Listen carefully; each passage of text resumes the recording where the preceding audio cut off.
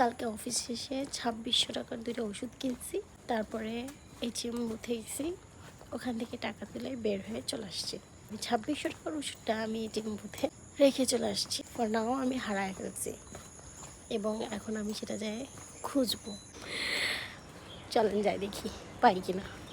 এই 3000 টাকা দিয়ে ওষুধ কেনার পর যে বাকি 2600 টাকার পরে যে বাকি খুচরা টাকাটা ছিল সেটাও আমি ওই ব্যাগের ভেতরে রেখে দিচ্ছি। আঙ্কেল, কেউ আছে ভিতরে? কেউ আছে ভিতরে? হ্যাঁ, আমি কালকে ওষুধ রেখে চলে গেছি। ওষুধ রাখছো? হ্যাঁ। তাহলে তুমি আটটার পরে হইলে হইবা।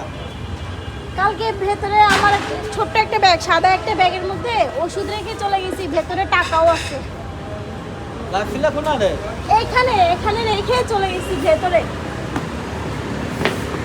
আমি টাকা তুলছিলাম, টাকা তুলে ওই ভেতরে ব্যাগ রেখে চলে গেছি। ভিতরে? হ্যাঁ। ভিতরে টেবিলে রাখছো? টেবিলে রাখি নাই।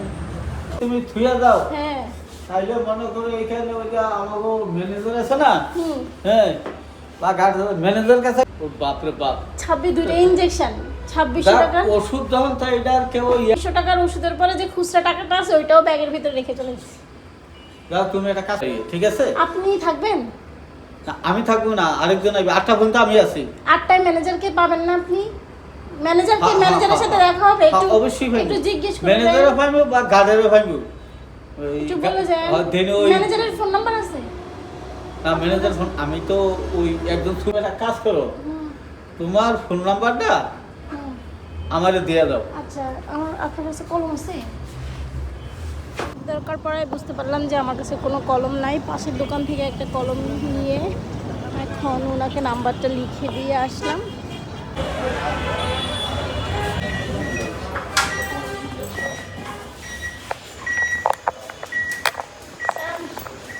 ওষুধ রেখে গেছিলাম। আপনি রাখছিলেন না? হ্যাঁ,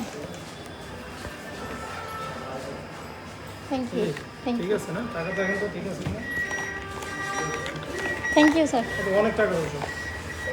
2500 টাকা, 2600 টাকার ওষুধ মনে হয়। এটা হচ্ছে ইনজেকশন।